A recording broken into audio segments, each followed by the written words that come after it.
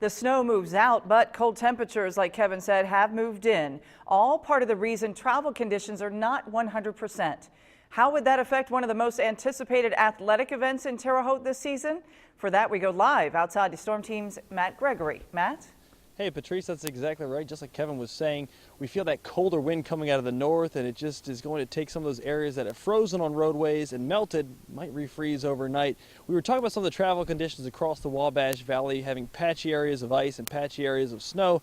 But if you look at the parking lot behind me, my photographer Gary can show you, we've got a full parking lot here right outside the WTHI studios and lots of the parking lots across Terre Haute as folks geared up for the Sycamores-Wichita State game. And I got to tell you, the cold weather didn't seem to keep them away.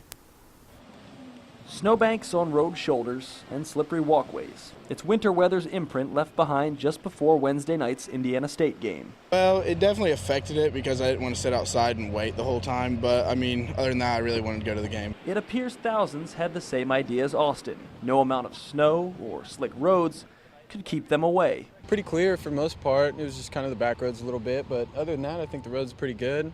Didn't really have an issue. Freshly plowed downtown turned to gridlock as the fans turned out. A herd of blue wrapped in coats realized their only problem wasn't caused by weather at all. It's parking. Pretty packed. It is pretty packed. It was tough, but it took me about 5 minutes to find a spot.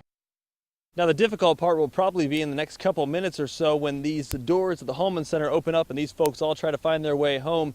It's going to be a little bit of gridlock getting out of the parking spots. In fact, I read a report somewhere where there's close to 9,000 people attending tonight's game. So it's something that they and those of you who are planning to travel tonight will have to keep track of is what the road conditions are going to be like on their way home. Reporting outside the studios live, I'm Matt Gregory for Storm Team 10. All right, thank you, Matt.